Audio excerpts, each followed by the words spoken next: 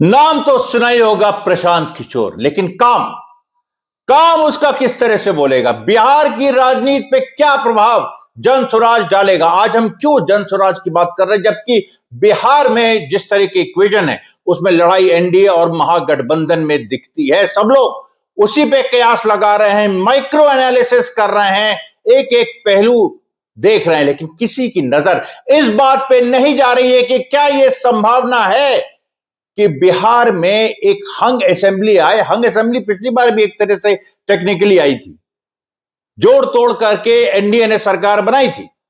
37.26 NDA के votes थे और 37.23 महागठबंधन के थे, यानी 0.03 का डिफरेंस 12,000 का।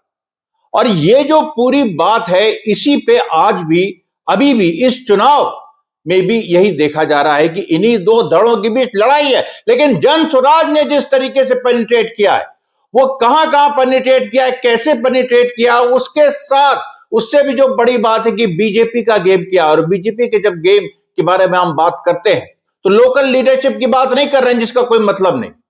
हम बात कर रहे हैं जो दिल्ली का खेल क्या है। क्या प्रशांत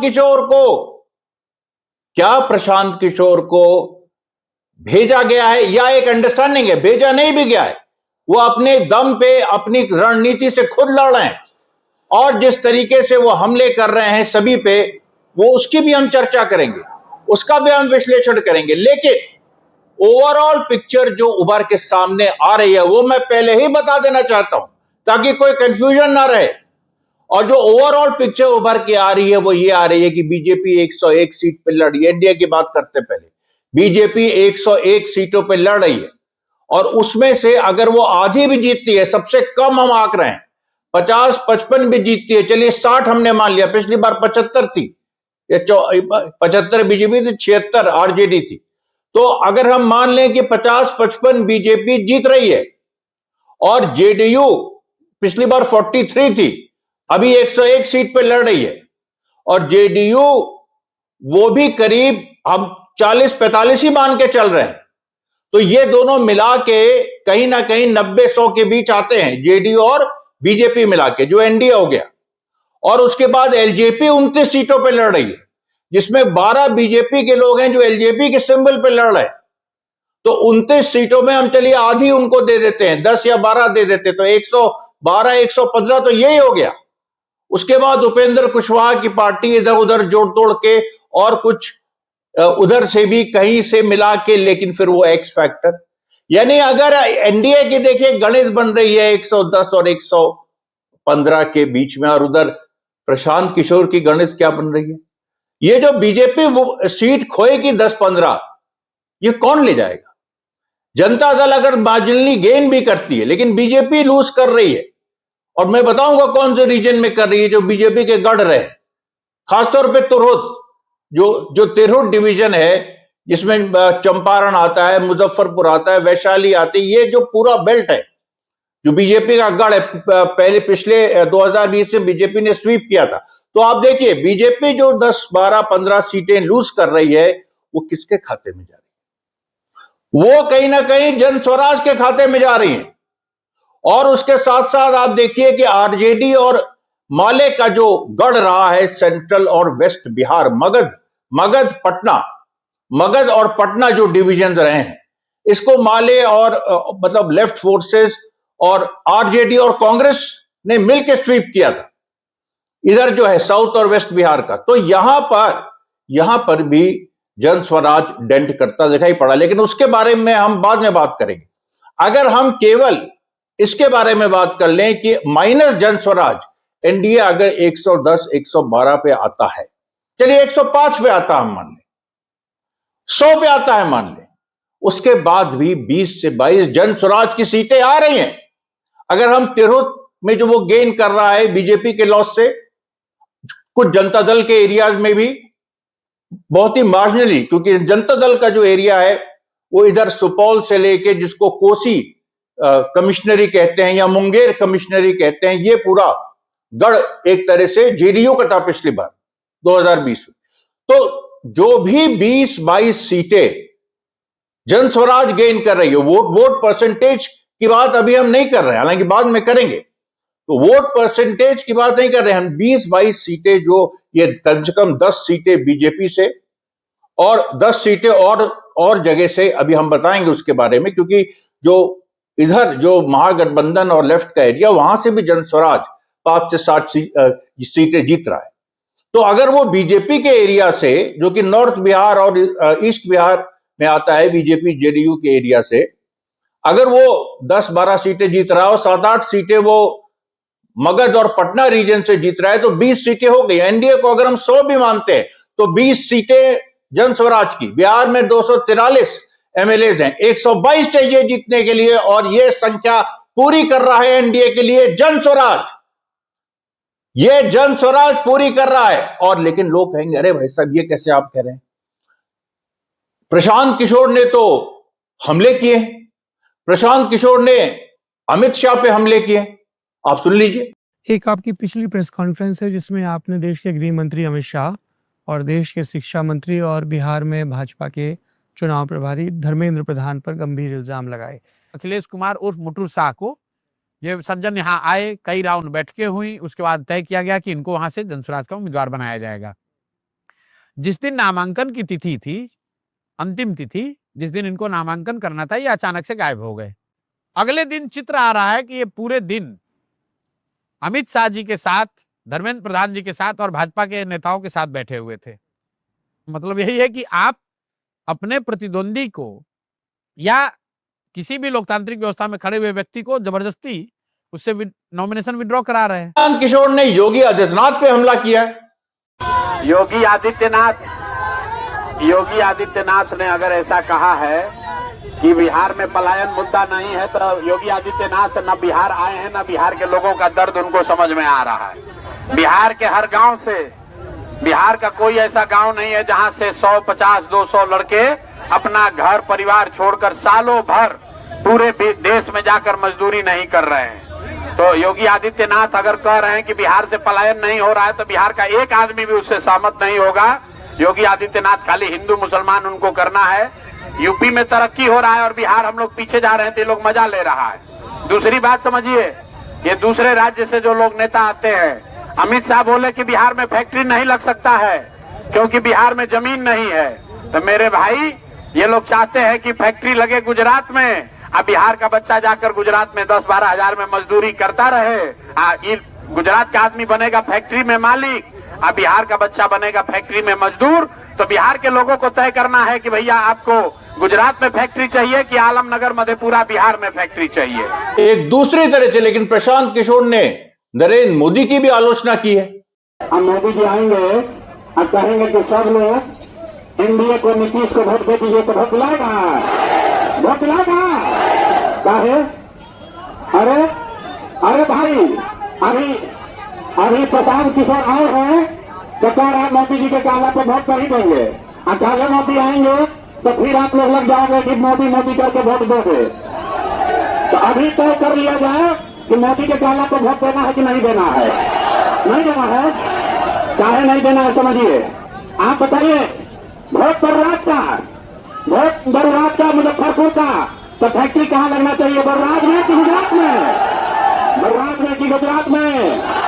जो बोलो भैया, बिहार में कि गुजरात में? बिहार में कि गुजरात में? आप 15 वर्ष में मोदी ने फैक्ट्री कहाँ लगाया? बिहार में कि गुजरात में? हाथ उठाकर बताओ, बिहार में कि गुजरात में? ये मंजूर है? मंजूर है? मंजूर है? अमराव चौधरी और पूरा जो बीजेपी का गैंग है बिहार में, गैंग ही मैं उसको कहूंगा, अब तो साबित हो चुका है। तो पूरा जो गैंग है उसकी भी आलोचना प्रशांत किशोर ने की है। उसके बारे में वो आपको दिखाने की जरूरत नहीं, आपको पता है। उसने पूरा धो दिया है सम्राट चौधरी को। सब लोग कह रहे हैं 7वीं फेल है, 7वीं फेल, 7 मर्डर अभियुक्त, सब लोग कह रहे हैं। अब ऐसी परिस्थितियों में आप देखिए, यहां पर यह भी गेम हो सकता है कि बीजेपी सीधे प्रशांत किशोर को सीएम कैंडिडेट के रूप में सपोर्ट कर दे, प्रोजेक्ट कर दे, क्योंकि बीजेपी किसी भी हाल में नीतीश कुमार को सीएम नहीं बनाना चाहती है। और बीजेपी क्या, वहां का जो बीजेपी पार्टी की बात एक अलग है, जो वहां का अपर कास्ट वोटर है, जो बीजेपी का गढ़ है, जो एंटी महागठबंधन वोट है, वो नीतीश कुमार को नहीं चाहता है सीएम देखना। प्रशांत किशोर पांडे का ये बहुत गोल्डन चांस है, क्योंकि यहां पर 20-22 सीटें अगर प्रशांत किशोर की आती है, और चाहे वो जो कहें कि हम किसी से हमने गठबंधन किया नहीं है, ना ही हम आगे करेंगे, 243 सीटों पे वो लड़ा रहे हैं, 3 कैंडिडेट उनके कुछ बीजेपी ने ही बैठाए हैं, इस तरह की बातें हो रही हैं। सब कुछ सही है। खुद अमित शाह के बारे में उन्होंने आलोचना की, लेकिन कभी मत आप भूलिएगा कि अमित शाह, योगी आदित्यनाथ या इवन नरेंद्र मोदी अकेले बीजेपी नहीं है, उसके पीछे पूरा एक सिस्टम है। उस सिस्टम क्या चाहता है बिहार में? वो सिस्टम चाहता है कि बिहार में जो ओबीसी वेव चली और जिसके चलो अब इतने साल हो गए हैं 1989 से, उस ओबीसी वेव को थोड़ा सा थामा जाए, कुछ एक नया चेहरा सामने लाया जाए। वो नया चेहरा ऐसा नहीं है कि कोई ओबीसी का नहीं हो सकता था, यह सिस्टम पूरी तरह से अपर कास्ट के है, ठीक है, उनका कंट्रोल है, लेकिन उनका ही है, और वो अपर कास्ट ही फेस चाहेंगे ऐसा नहीं है।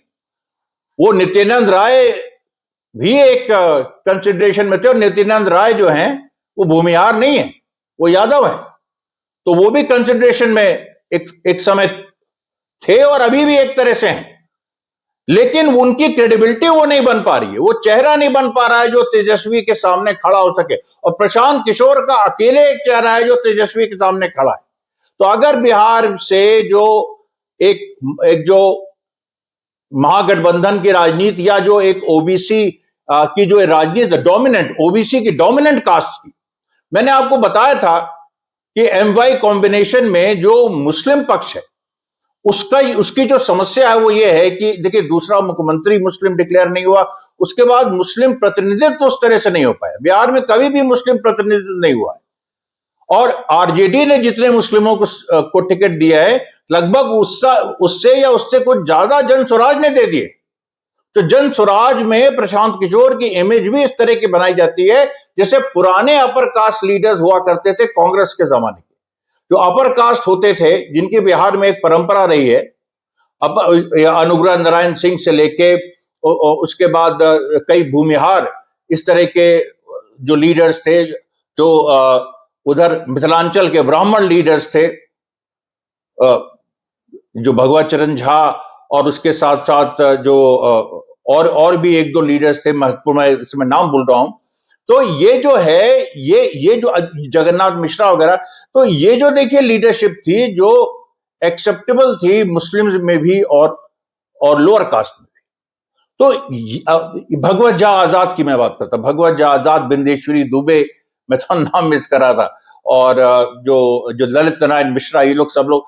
तो वहां पर अच्छा, प्रशांत किशोर पांडे यहाँ के हैं, बक्सर के हैं, और बक्सर में भी इसीलिए वो मगध के एरिया में जो कि माले और आरजेडी का गढ़ है, वहां से भी कुछ वोट वो मतलब सीटें ले जा रहे हैं। तो मैं जो देख रहा हूं कि तिरहुत से वो करीब अगर 10-12 सीटें बीजेपी को डेंट कर रहे हैं, तो यहां भी डेंट कर रहे हैं, और मिला जुला के उनकी 20-22 सीटें बन रही है। वोट शेयर भी उनका कम से कम 10 से 12% हो सकता है, संभावना है। तो और अगर ये नहीं भी हुआ, अगर इसका कुछ कम भी हो गया, तब भी ये स्थिति बनेगी कि एनडीए सरकार बना सकती है, क्योंकि एनडीए अगर चाह ले तो वो बिहार में सरकार बना लेगी, क्योंकि इतनी बड़ी स्वीप महागठबंधन की हो कि वो 150 पार कर जाए तब अलग बात है। अगर इतनी बड़ी स्वीप महागठबंधन की हो कि वो 150 क्रॉस कर जाए तो अलग बात है, लेकिन इतनी बड़ी स्वीप अभी नहीं होगी। अगर महागठबंधन जीतेगा भी, 122 एक तो पार करना उसके लिए थोड़ा मुश्किल है, और 122 वो पार भी कर गया तो वो 130-132 वाली एक स्थिति रहेगी। तो 130-132 वाली स्थिति रहेगी, तब भी महागठबंधन की सरकार बन सकती है, ऐसा नहीं है। लेकिन अगर वो जिस तरह का अभी कॉन्टेस्ट दिख रहा है कि वही पिछली बार वाली स्थिति की 110 पे पिछली बार महागठबंधन थी, इस बार 120 पे आ जाए, एनडीए 118 पे रहे, और मतलब ये प्रशांत किशोर को मिला के माइनस प्रशांत किशोर एनडीए 105 पे रहे, तो या तो एनडीए ये सरेंडर कर दे कि भाई नीतीश कुमार को हमें सीएम बनाना नहीं है, लेकिन फिर होगा कि तेजस्वी बन जाएंगे, और तेजस्वी बन गए तो फिर एक दौर शुरू हो जाएगा ओबीसी पॉलिटिक्स का। ये सारे कंसिडरेशन देखिए, अमरीश मिश्रा स्पीक्स आपके सामने सच्चाई रखता है। सच्चाई यही है, इस समय सिस्टम नहीं चाहता है कि कोई ओबीसी सीएम बिहार में बने, और वही देखिए जो कन्हैया बेल्हारी और तमाम इस तरह के जो एनालिस्ट हैं, जो प्रो ओबीसी एनालिस्ट हैं, वो यही कह रहे हैं कि ओबीसी समझ रहे हैं इस चाल को। इसीलिए नीतीश कुमार ने आरजेडी की तरफ एक दरवाजा खुला रखा है कि अगर ऐसी स्थिति बनी कि बीजेपी ने उनको डिच किया तो जनता दल के जो एक अपर कास्ट लॉबी है, जैसे संजय झा, ललन सिंह, ये सब तो बीजेपी के साथ चले जाएंगे या उसके साथ चले जाएंगे, उस हिस्से के साथ जो नीतीश को सीएम नहीं बनाना चाहता है। तो फिर नीतीश जो है खुद अपने मान लीजिए 20-22 एमएलए को लेके वो महागठबंधन में चले जाएंगे और महागठबंधन में जाके महागठबंधन उनको सीएम बना देगा। लेकिन ये संभावना कम दिख रही है, क्योंकि पॉलिटिक्स में ऐसा नहीं होता है कि हर बार वही चीज रिपीट हो, कुछ नया होता है, अनायास होता है। और इतने समय से बिहार में 1989 से 2005 तक लालू यादव राबड़ी का शासन रहा, राबड़ी देवी का, उसके बाद नीतीश का शासन रहा, अब 2025 हो गया, तो बैकवर्ड पॉलिटिक्स को 35 साल हो गए भाई। तो उस पूरी सिचुएशन में एक जो शॉकिंग चेंज आएगा। अभी बिहार उस ऐसे एक मुहाने पे खड़ा है कि वो it can spring up a surprise, एक सरप्राइज आ सकता है। और वो सरप्राइज यही है प्रशांत किशोर कि वो जिसने इक्वी डिस्टेंस अपना मेंटेन किया महागठबंधन से और एनडीए से, एनडीए पे भी हमले किए, महागठबंधन पे भी हमले किए, एनडीए पे ज्यादा किए, और सीट भी बीजेपी से लाएगा, ताकि कोई ये ना कह सके कि शुरू से बीजेपी से जुड़ा हुआ था। मैं भी नहीं कह रहा हूं कि शुरू से बीजेपी से जुड़ा हुआ था, ना, बिल्कुल नहीं। वो अपना प्लेयर है, उसने सोचा अब भाई अब उसकी तो अंडरस्टैंडिंग मोदी से लेके ममता बनर्जी से लेके नीतीश, लालू सभी से एक अंडरस्टैंडिंग है, तो अब वो एक उसने एसेस किया होगा। अब सिचुएशन ऐसी बन गई कि एक उस तरह के चेहरे की जरूरत है बिहार को, जो अपर कास्ट का हो लेकिन लिबरल हो। और अपर कास्ट लिबरल की सबसे बेहतर इस समय जरूरत प्रशांत किशोर पूरी करता। प्रशांत किशोर ने अपने को जातीय पॉलिटिक्स से ऊपर रखा, जैसे पहले के कांग्रेस नेता अपने को जातीय पॉलिटिक्स के ऊपर रखते थे। वो अलग बात है कि वो उनका एक अपना खास किस्म का जातिवाद था, लेकिन आज की स्थिति में प्रशांत किशोर ने रिवाइव किया है उस तरह की जो एक कांग्रेस की कंसेंसस पॉलिटिक्स थी, जिसमें सभी जाति सभी धर्म के लोग थे, छोटे स्तर पे उसने रिवाइव किया है। और सिस्टम अगर उसको आगे बढ़ा के सीएम बना देता है तो सिस्टम अपने कुछ टूट नहीं रहा है, या इसमें कोई बिल्कुल ओबीसी जो फोर्सेस कोशिश कर रही हैं नेशनल लेवल पे, स्टेट लेवल पे, कि धक्का मुक्का करी किसी भी तरह से हम सिस्टम में घुस जाएं, और वो घुसे भी हैं, उनका बड़ा हिस्सा घुसा है, अकोमोडेट भी हुआ है। भाई नित्यानंद राय हैं या बहुत सारे, भाई नीतीश कुमार भी सब सिस्टम के आदमी, लेकिन एक लंबे समय तक ये जो हिस्सा है, ये जो ओबीसी इलीट्स का हिस्सा है, ये सवर्ण इलीट्स को हिंदी हार्टलैंड में देखिए एक ही स्टेट में रिप्लेस कर पाया है ये लोग, बिहार में, लेकिन वहां भी ये कितने समय तक करेंगे। इसलिए ये जो अपर कास्ट इलीट है ये अकोमोडेट करेगा ओबीसी इलीट को, कोई ऐसा नहीं है कि बिल्कुल ही उनको दबा देगा। लेकिन अभी बिहार में ये मैसेज देना जरूरी है कि जो अपर कास्ट एक चेहरा सीएम का बने, बिहार जो कि ओबीसी पॉलिटिक्स का गढ़ रहा है, जिसको हिंदुत्व भी नहीं तोड़ पाया, अब हिंदुत्व नहीं तोड़ पाया है, तो एक नया कांग्रेसी चेहरा, क्योंकि कांग्रेस तो अभी एक उसकी लाइन दूसरी हो गई है, उसकी लाइन तो एक तरह से महागठबंधन वाली हो गई है, वो भी ओबीसी दलित असर्शन पे चला गया है। तो इसलिए यहां पर एक प्रशांत किशोर को एक नेचुरल वो चॉइस बन जाता है अपर कास्ट इलीट की पूरे सिस्टम की। देखिए ये बहुत महीन खेल है, इसको जो समझ सके वो समझ सके, और जो ना समझे वो अनाड़ी है। ये पूरी देखिए ये परिस्थितियां हैं, इन परिस्थितियों को देखते हुए अमरीश मिश्रा स्पीक्स का ये की भविष्यवाणी है कि संभवतः 14 नवंबर को ऐसी स्थिति बने कि प्रशांत किशोर को एनडीए समर्थन दे और प्रशांत किशोर बिहार के नए मुख्यमंत्री बने। धन्यवाद साथियों, बहुत बहुत धन्यवाद।